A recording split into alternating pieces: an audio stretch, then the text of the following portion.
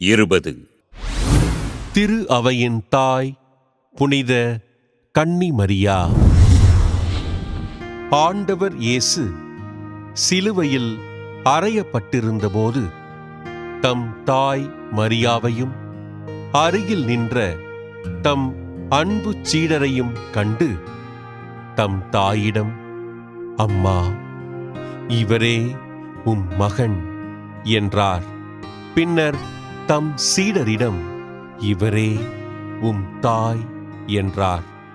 இந்நிகழ்வின் வழியாக ஆண்டவர் இயேசு தம் சீடர்கள் இறைமக்கள் அனைவருக்கும் புனித மரியாவை தாயாக வழங்கினார். தூய ஆவியார் புனித மரியன்னை மீது முதலில் நிழலிட்டபோது இயேசுவை பெற்றெடுத்த புனித மரியன்னை தூய ஆவியார் அக்னி வடிவில் இறங்கி வந்தபோது திரு அவையின் பிள்ளைகளை பெற்றெடுத்தார் என்பது கத்தோலிக்க திரு அவையின் நிலைப்பாடாக இருக்கின்றது.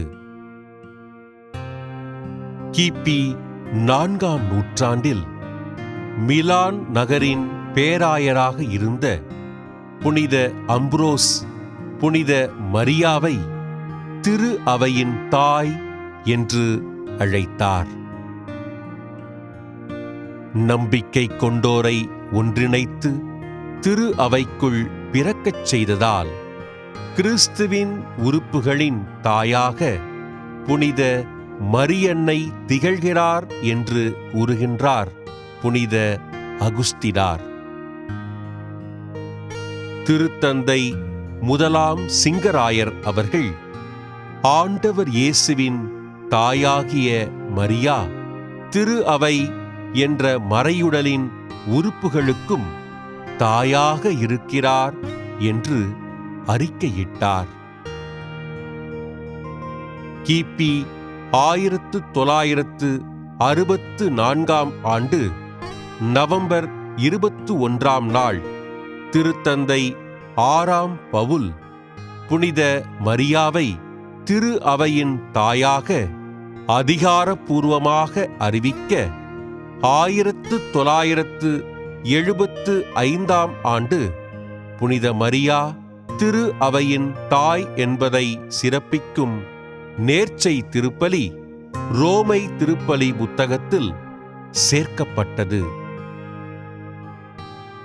கடந்த 1980ஆம் ஆண்டு திருத்தந்தை புனித 2ஆம் ஜான் பால் ஜெபமாலைக்கு பின் ஜெபிக்கப்படுகின்ற புனித மரியன்னையின் மன்றாட்டு மாலையில் திரு அவையின் அன்னையே என்ற வரியினை இணைத்தார்.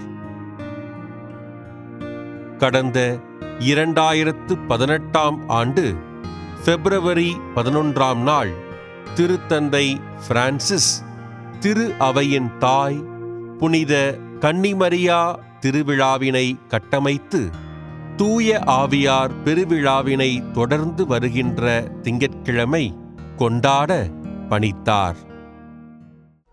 திரு அவையின் தாய் புனித கன்னிமரியா திருவிழாவினை கொண்டாடுகின்ற நாம் புனித மரியன்னையிடம் நம்மை, நம் குடும்பத்தை அர்ப்பணித்து உருக்கத்தோடு மன்றாடுவோம்.